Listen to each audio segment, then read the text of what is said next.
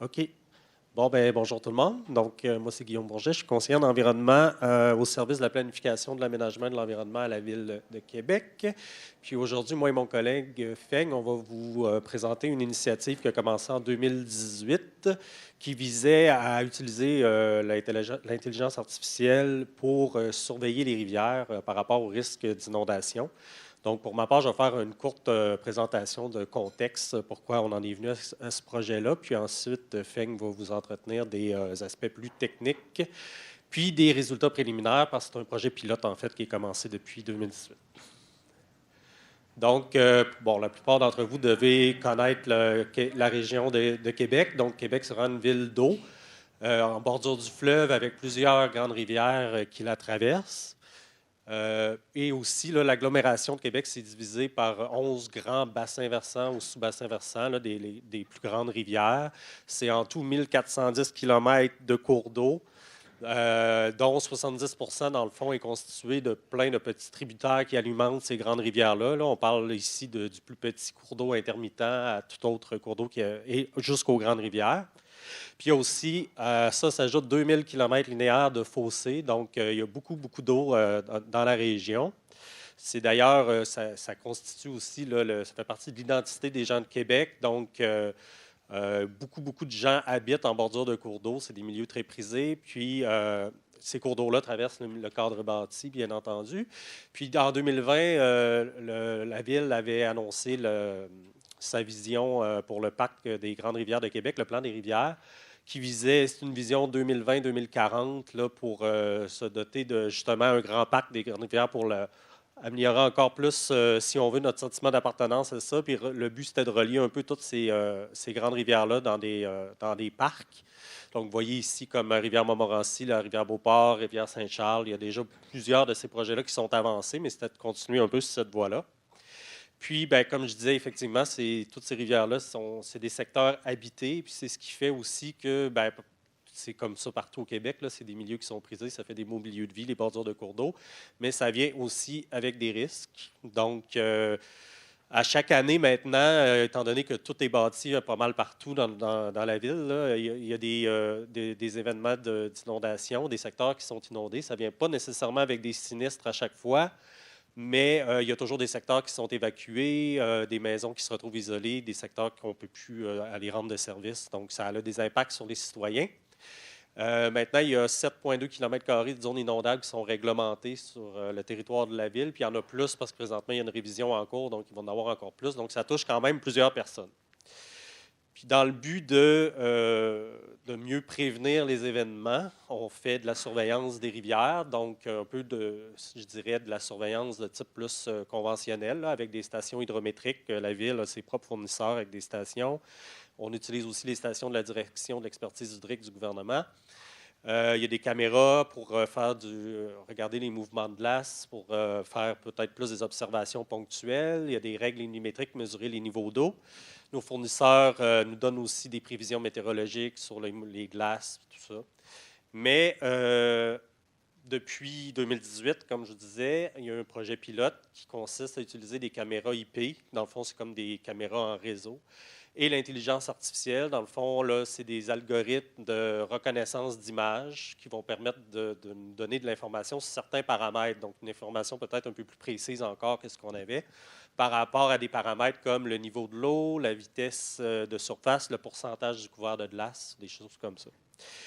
C'est une technologie qui est disponible commercialement déjà, qui est utilisée en Europe, aux États-Unis, mais dans le cadre du projet de la Ville, vu que c'est un projet pilote, on a décidé d'y aller avec nos propres moyens pour développer le tout. Là. Puis c'est dans le cadre de notre comité, on a un comité à l'interne permanent de prévention des inondations et des embâcles qui regroupe des représentants des différents services de la Ville qui sont impliqués dans la gestion des inondations, qui a décidé de lancer ce projet-là en 2018. Puis, comme je disais, bon, d'y aller avec nos propres moyens. Donc, on a utilisé nos propres outils. Puis, dans le fond, c'est mon collègue Feng maintenant qui va vous parler de ces outils-là, donc l'instrumentation qui est en place, puis déjà quelques résultats préliminaires du projet depuis 2018. Donc, je laisse la parole à Feng. Merci beaucoup, Guillaume. Bon, je m'appelle Feng Ding. Je travaillais dans la direction de technologie d'information. Mon rôle dans ce projet, c'est de donner le support technique d'intelligence artificielle. Comme dans la première partie de présentation, mon collègue Guillaume a déjà bien mentionné que la surveillance de cours d'eau sur le territoire de Ville de Québec, c'est très, très important. Cette surveillance nous permettra d'observer et prévoir l'inondation.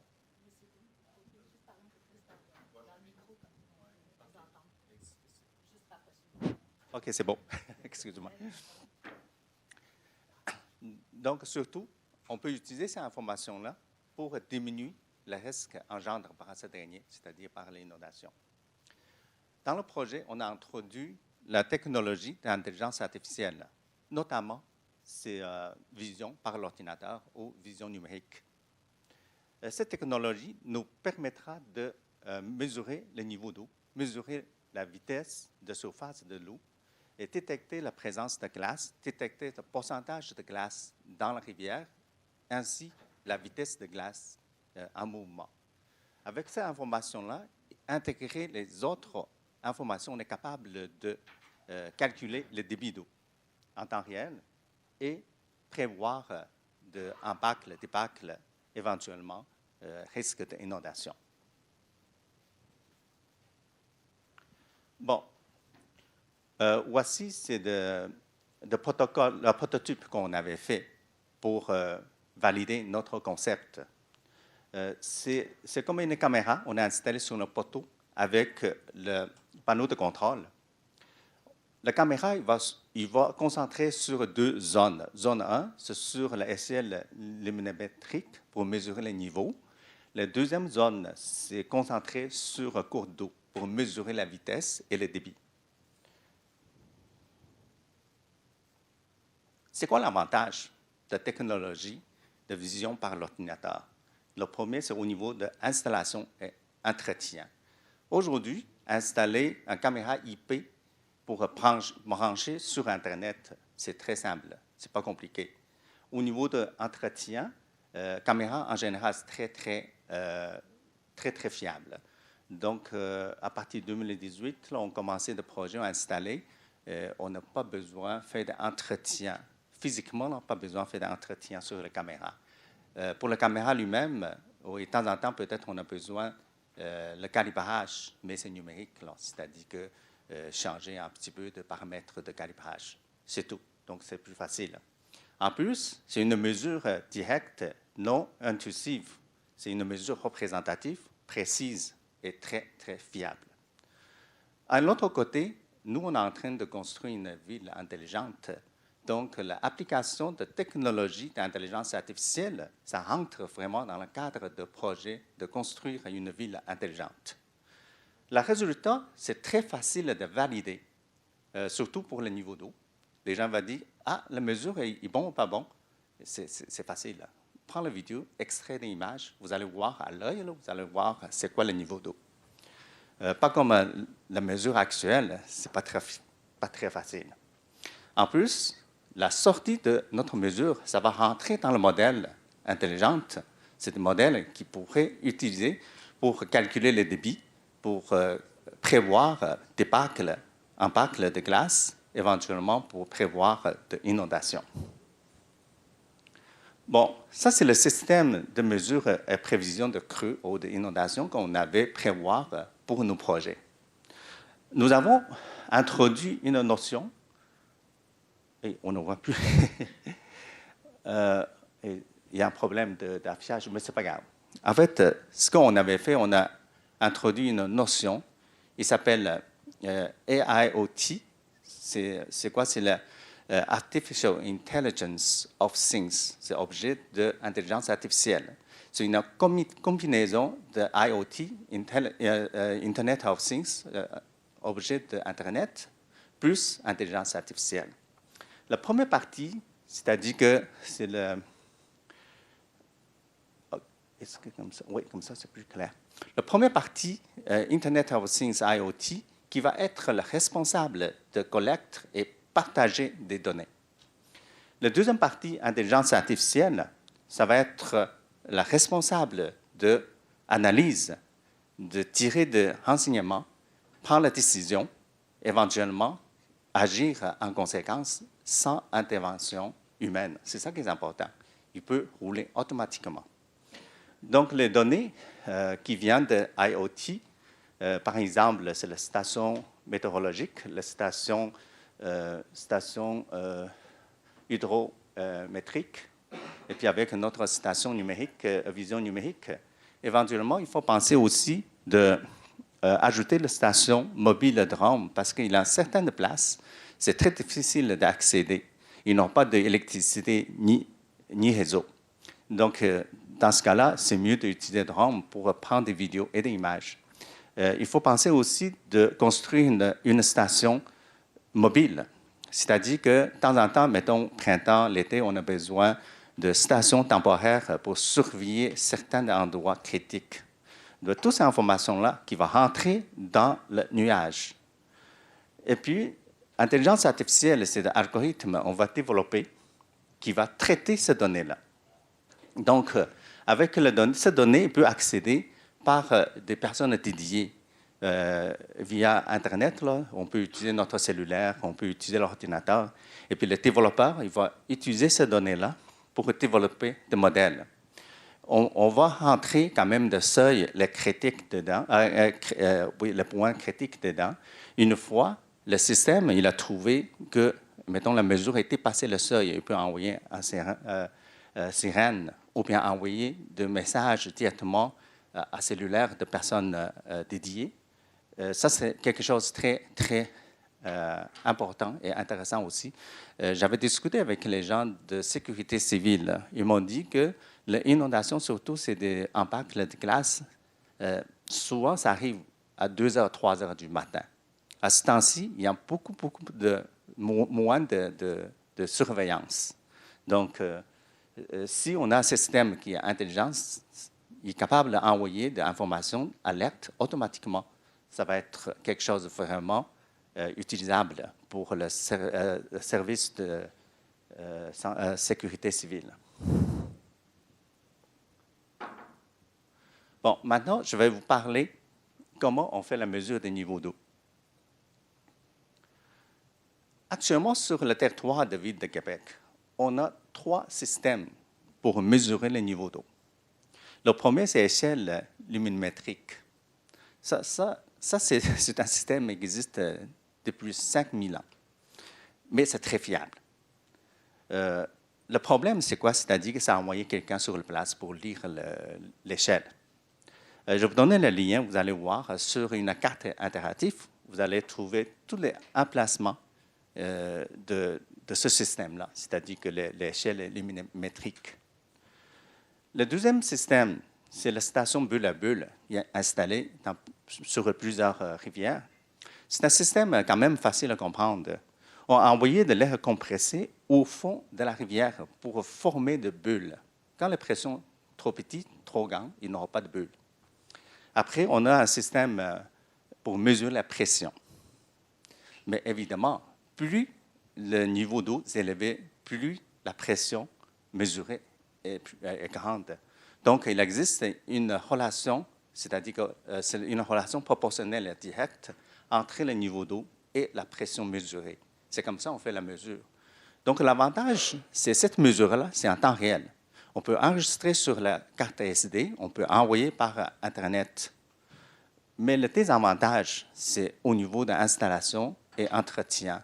La tête, il faut mesurer souvent. Le calibrage, il faut faire souvent. C'est ça qui est un petit peu problème, mais on a utilisé aujourd'hui encore. Le troisième, c'est la station de piézoélectrique. C'est semblable que station de bulle à bulle. La différence, c'est qu'on a installé le capteur piézoélectrique au fond de la rivière. Plus le niveau d'eau est élevé, plus la pression sur le piézoélectrique est grande, plus le lecteur de 80 mA est important. Donc, il existe une relation proportionnelle entre le niveau d'eau et la mesure 80 mA. C'est la même chose, on a un problème de quoi? C'est au niveau de l'entretien. Il faut rentrer dans la rivière et nettoyer la tête souvent. Et puis, le signal peut toujours envoyer par Internet. On va avoir quand même de données en temps réel. Et l'autre petit problème, c'est au niveau de précision, probablement lié avec l'entretien, lié avec le calibrage. J'avais validé avec ma caméra. Je vois que de temps en temps, il peut varier plus ou moins 20 cm. 20 cm, c'est beaucoup. Mais par contre, la tendance est toujours bonne. C'est-à-dire qu'en niveau plus élevé, bien, la courbe, ça va monter.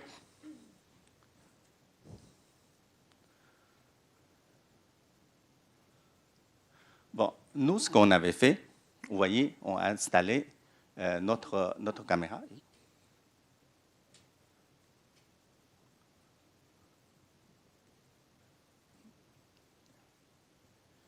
Il y a un problème, on ne peut pas jouer la vidéo.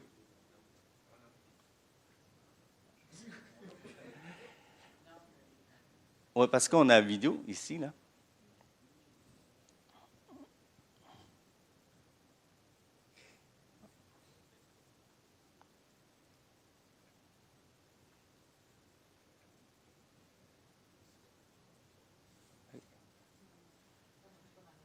Non, ça ne marche pas. Et comment on peut rentrer dans le format de présentation? Parce que la sortie, c'est face à l'arrière.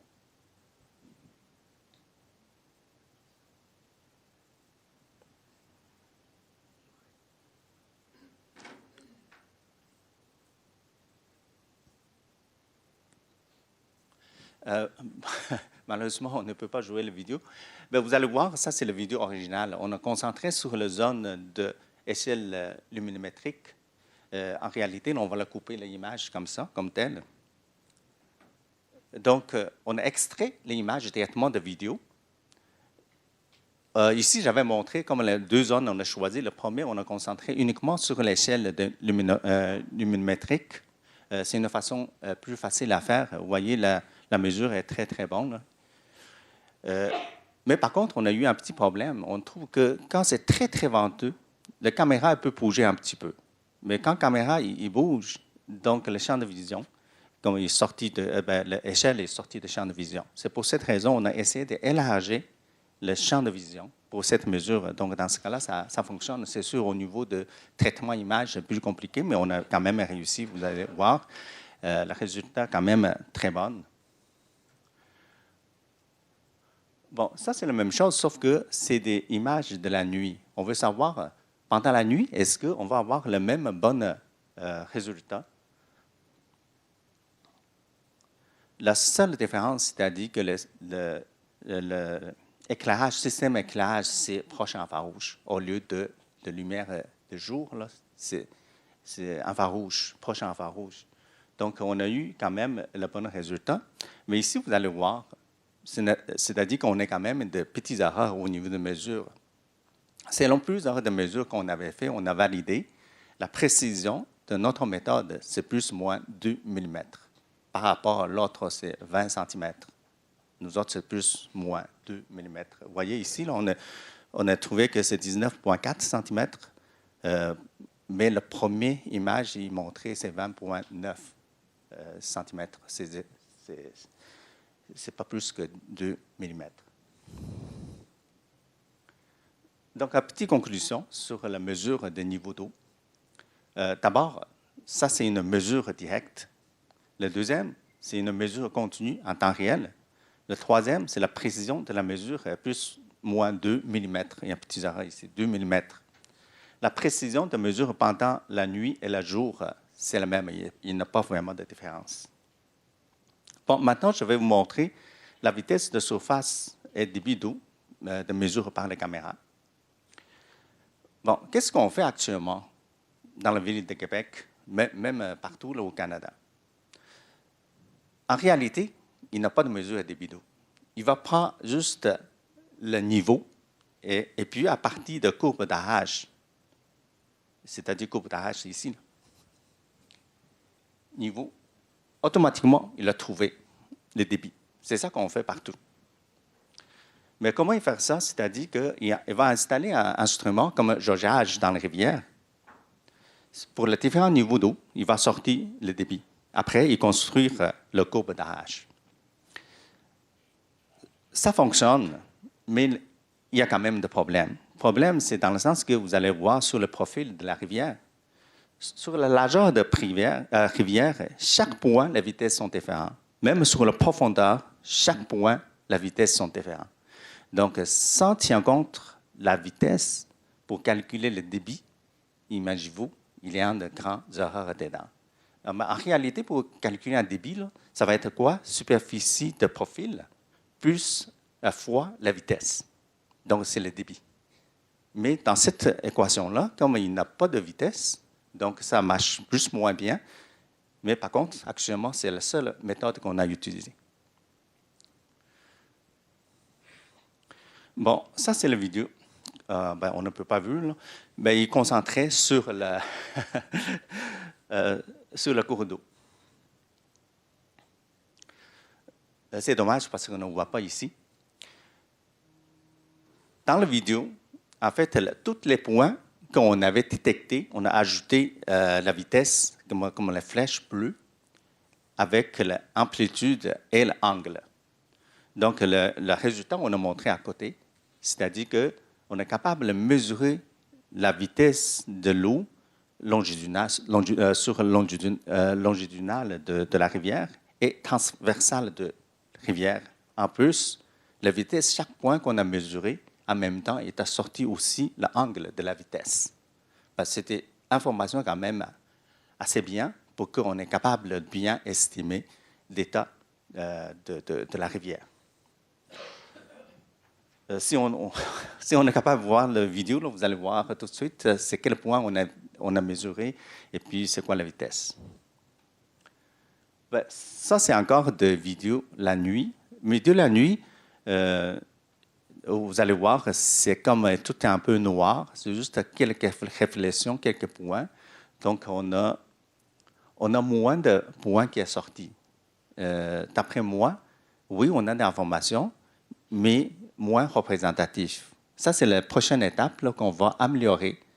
En fait, ce n'est pas compliqué. Il faut ajouter de lumière, mettre plus de lumière, éclairer la surface de la rivière. Donc, dans ce cas-là, on peut trouver plus de points pour la mesure. L'algorithme lui-même, il n'y a pas de changement. C'est uniquement, il faut éclairer plus sur la lumière. On a déjà installé un projecteur de caméra, un projecteur de proche infrarouge. Sauf qu'au début, notre objectif, c'est pour éclairer l'échelle de lumiноmétrique. C'est pour ça qu'on n'a pas assez de lumière pour la surface de la rivière. La prochaine étape, là, on va ajouter la source de lumière sur la rivière. Dans ce cas-là, d'après moi, on devrait avoir encore plus de mesures. Mais malgré tout ça, ça fonctionne quand même. C'est-à-dire que ça, c'est juste une partie de lumière proche infrarouge. Ce n'est pas suffisant. Bon, le débit d'eau. Maintenant, on va parler de débit d'eau parce que notre système, on mesure uniquement la vitesse de l'eau de surface. Si, mettons, par exemple, on est capable de mesurer cette vitesse-là avec les différents niveaux de rivière, après ça, on est capable d'avoir un profil de vitesse d'eau dans la rivière. Qu'est-ce qu'on va faire? On va calculer le débit d'eau en fonction de vitesse de surface de l'eau et niveau d'eau et profil de rivière. Bon, dans ce cas-là, vous voyez, toutes les variables sont rentrées dans notre formulaire. On est capable d'avoir une mesure beaucoup plus précise. C'est ça notre idée. Bon, maintenant, on va parler de la détection et mesure de glace dans la rivière par les caméras. La première question, les gens ils vont dire, pourquoi on veut mesurer la glace? Ça donne quoi? En fait, surtout à Québec, on a eu un problème d'inondation souvent, c'est au printemps. Ce n'est pas l'été, c'est au printemps. Mais pourquoi? C'est à cause d'un bac de glace qui est formé comme un barrage. Et puis, l'écoulement d'eau, il ne passe pas. Il va augmenter le niveau. Après, il est débordé. C'est à cause du problème d'inondation. Concrètement, on peut dire que les débâcles sont des morceaux de glace créés par le fond en amont de la rivière qui font obstacle à l'écoulement d'eau, constituant le sort de barrage temporaire. C'est un bacle. L'embâcle est causant accumulation d'eau qui font sortir la rivière de son lit. C'est ça, c'est comme un barrage. L'eau il continue à accumuler. À un moment, le niveau d'eau qui est augmenté, est débordé. C'est ça qui cause de problème.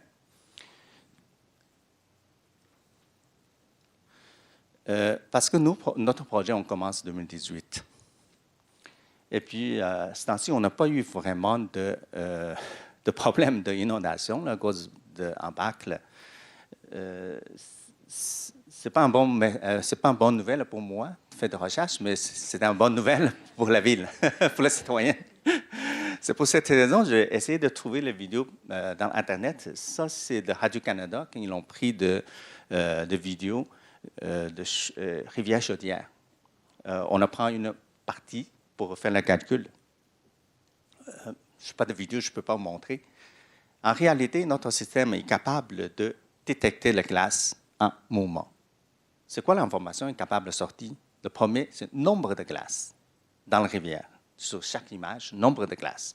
Le deuxième, c'est l'air de glace, c'est-à-dire que pas uniquement le nombre, il faut savoir c'est quoi la superficie de glace dans la rivière. Troisième, il est capable de vous dire il y a combien de pourcentage de glace dans la rivière. Le quatrième, c'est la vitesse, c'est-à-dire en train de bouger, c'est quoi la vitesse. Et puis avec l'angle. Ça, c'est une information très importante pour nous de prévoir est-ce qu'on aura des impacts de glace. Si, mettons, il y a beaucoup de glace, et puis la vitesse, au début, c'est rapide, à un moment, ça diminue, probablement, il y aura des impacts plus tard. C'est sûr, il faut déterminer plus tard, c'est combien de temps, 1 heure, 2 heures ou une journée. Donc, c'est un indicateur pour nous de prévoir inondation potentielle. Vous voyez ici, là, c'est le résultat. J'ai montré le nombre de glaces et puis le pourcentage de glace, la vitesse, etc. Ça, c'est une autre vidéo. On ne voit pas très bien. Ça, c'est notre collègue qui avait pris des vidéos avec son cellulaire. Son cellulaire, ça bouge. La qualité de vidéo n'est pas très, très bon. Et puis, j'ai trouvé comme un morceau quand même relativement stable. On fait de calculs. Ça, c'est des images sur Rivière-Saint-Charles. Vous voyez, il y a beaucoup de glace qui est en train de bouger. C'est ce côté-là. Mais sauf que pas de vidéo, on ne voit pas. Je suis capable de dire il y a combien de glace, c'est quoi la superficie de glace, le pourcentage de glace et la vitesse de glace qui est en train de bouger. C'est sûr, ça, il y a fortement de risque d'impact parce qu'il y a beaucoup de petites glaces qui sont en train de bouger. On va regarder c'est quoi la vitesse. Est-ce que la vitesse a diminué? Si ça diminue, ben, c'est-à-dire que l'impact est en train de former. Ben, plus tard, il va y avoir des inondations. C'est pour ça que ce genre de mesures, c'est très, très important. En plus, si c'est 2 heures du matin, 3 heures du matin, donc si on est capable de mesurer, envoyer des informations à personne dédiée, même est en train de coucher, son cellulaire va sonner, il va dire qu'il y a un problème d'inondation. Ça va être quelque chose de très intéressant. Bon, un petit résumé. La prévision sur le risque d'inondation, c'est d'abord, nous, on est capable de mesurer la présence de l'air, le pourcentage de glace dans la rivière, parce que ça sont des indicateurs de débâcle et d'impact de glace. Cette mesure, c'est l'entrée de modèle inondation. La sortie de modèle d'inondation sont les prévisions de risque d'inondation. Donc, c'est ça qu'on veut faire. Le modèle sera installé dans le nuage. Donc, tout le traitement, c'est en temps réel. Prochaine étape.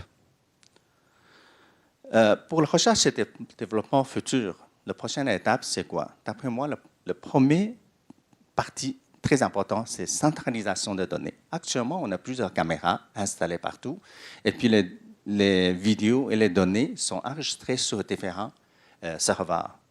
Ce n'est pas idéal pour nous faire un développement, pour faire la mesure. En plus, pour la prédiction, pour la mesure, c'est un réseautage. C'est-à-dire qu'il y a de l'impact entre les rivières.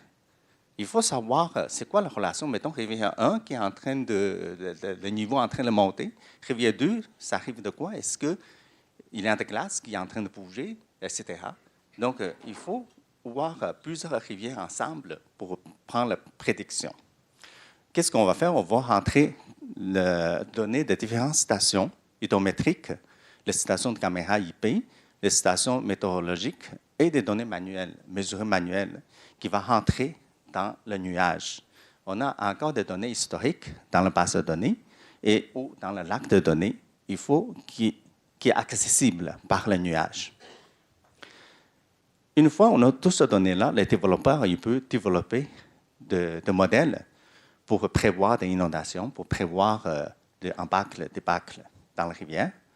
La dernière étape, c'est-à-dire qu'il faut qu'on installe encore plus de stations avec caméras numériques pour mesurer l'eau, débit et le mouvement de glace, parce qu'on a besoin d'informations. Sans information, le modèle ne peut faire rien.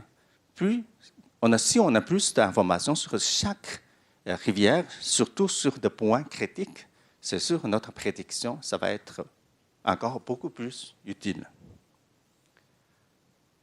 C'est ça que je veux montrer. Actuellement, on a plusieurs caméras installées sur les différentes places de différentes rivières, sauf qu'on n'a pas encore centralisé, on n'a pas encore installé notre algorithme de traitement de vidéo. Ça, c'est la prochaine étape. Il faut qu'on fasse ça. On a déjà des caméras, on a des vidéos, on a des images. Il faut qu'on fait traiter. Il faut traiter. Actuellement, c'est comme le système est là. Quelqu'un, s'il veut regarder un peu d'état, il va accéder à la caméra, regarder ce qui se passe, ou bien aller chercher l'enregistrement pour voir qu'est-ce qui s'était passé hier, par exemple. Mais ce qu'on veut faire, on veut développer le système intelligent pour faire la prédiction, pour observer, pour envoyer des alertes sans intervention humaine. Conclusion. Bon, dans cette présentation, nous avons proposé une solution de vision par l'ordinateur automatique, c'est-à-dire utiliser la technologie d'intelligence artificielle pour surveillance ou la mesure des niveaux d'eau, de débit d'eau, de mouvement de glace, de rivière, basé sur le traitement vidéo, traitement image capturé par de caméras IP. Ça, c'est un projet de planification, d'aménagement, d'environnement. Nous autres, on donné le support technique. Le résultat, ça va être vraiment utile pour services de sécurité civile. Le résultat de préliminaire a été montré que d'abord, c'est une mesure encourageante. C'est très intéressant, même au niveau de représentation, au niveau de précision. Ils sont très, très bons. Les informations obtenues sont plus riches et alertes seront envoyées automatiquement aux personnes dédiées selon les résultats de mesure ou selon le seuil qu'on avait défini. L'utilisateur peut aussi facilement valider la pertinence de données produites, c'est-à-dire qu'on peut accéder à la vidéo et les images pour voir si la mesure est bonne ou pas bonne. Pour la recherche et développement futur, comme on vient d'expliquer, il faut implanter encore plus de caméras, l'autre capteur sur des places critiques pour surveiller des changements de cours d'eau de rivière. Il faut centraliser des données. Il faut faire la modélisation et la prédiction des inondations pour chaque rivière. En fait, c'est très important. Il faut faire un réseautage de toutes les informations. Faire la prédiction, c'est un ensemble de cours de l'eau sur le territoire de Ville de Québec. Bon, merci beaucoup.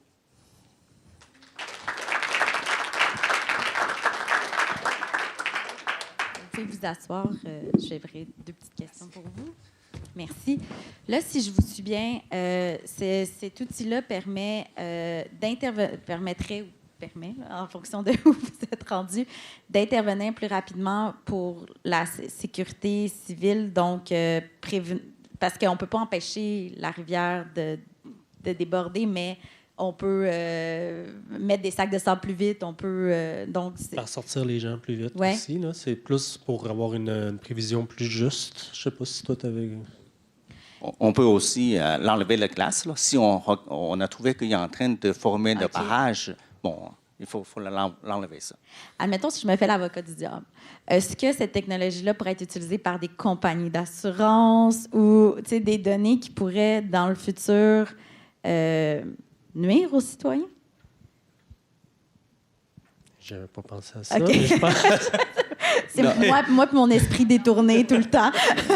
Non, ça, c'est un peu plus compliqué. Est-ce que ça va être public, là? C'est-à-dire accédé par tout le monde? OK, ouais, les citoyens pourraient voir oui, le ça, il niveau. faut passer par juridique là, de Ouais. la Ville de Québec. Ce n'est pas dit qu'actuellement, on ne peut pas laisser tout le monde accéder à ça. Je comprends. Oui. OK, Sinon, parfait. chacun a sa explication sur des images, des vidéos, mais Ouais, ça ouais. crée de problèmes. Puis, en terminant, le temps de l'idée, la technologie, de l'implantation là, est en constante évolution, mais le projet pilote, c'est quand que l'algorithme a été vraiment... là, on a vu que c'était vraiment efficace, là, puis on voyait... Ça a pris combien de temps environ? En fait, au niveau de développement, c'était rapide. Historiquement, c'est-à-dire qu'on sait qu'il existe ce genre de système en France et en Allemagne. Mais pour amener ce genre de système au Québec, d'abord, Allemagne, c'est comme la compagnie, ça ne nous intéresse pas trop. La compagnie française, oui, mais sauf qu'eux autres, ils ne seraient pas vraiment de nous aider selon on a besoin. Ils vont nous demander juste d'envoyer, installer la caméra, envoyer des vidéos dans le nuage. Eux autres, à leur côté, ils font le traitement. Et Pour ça, c'est un projet maison que vous Ouais, avez c'est ça. vraiment Oui, c'est ça. Comme ça marche pas. personnalisé avec la ville. Ouais. Au début, on a essayé de faire comme ça. Et puis, ça fonctionne pas. Ça coûte cher et puis ça ne fait pas notre affaire. C'est pour ça qu'on a développé nous-mêmes. Au niveau du développement, je pense que ce n'est pas très long. C'est juste la préparation est longue. Et puis, il faut acheter des caméras, il faut installer, il faut ajuster, il faut ramener toute l'information dans le réseau. Après ça, on a développé, je pense que c'est juste 2-3 mois. Là. On a déjà sorti presque toutes les choses. Après, c'est vraiment de amélioration. Parce que selon la demande de service, les gens ils disent « Ah, cette information, j'en ai besoin, bien, on ajoute. Cette information, on a besoin, on ajoute. » C'est ça qui est un peu plus long. Jusqu'à aujourd'hui, je pense qu'on est capable de fournir tout ce que, comme votre service qui a demandé, là, tout ce que vous l'avez demandé, on est capable de le fournir. La seule chose que j'avais présentée là, actuellement, c'est ça. On est capable de mesurer, on n'a pas encore centralisé toutes les données, on n'a pas encore fait le réseautage de toutes les mesures de chaque rivière. Oui, mais c'est impressionnant de voir ce qu'on peut faire de façon personnalisable à chaque ville aussi. Puis en terminant, au niveau de l'environnement, est-ce que ça peut être aussi un outil de voir sur du court, moyen, long terme comment nos cours d'eau évoluent? Ben, voyons, pardon. Par rapport au changement climatique, là, peut-être, effectivement. Là, c'est ça va... Pour l'instant, les données ne sont pas toutes stockées, tout ça, mais éventuellement, c'est sûr là, que ça va permettre de colliger des données et observer dans le temps l'évolution. Ben, je vous remercie beaucoup, M. Digne puis M. Bourget.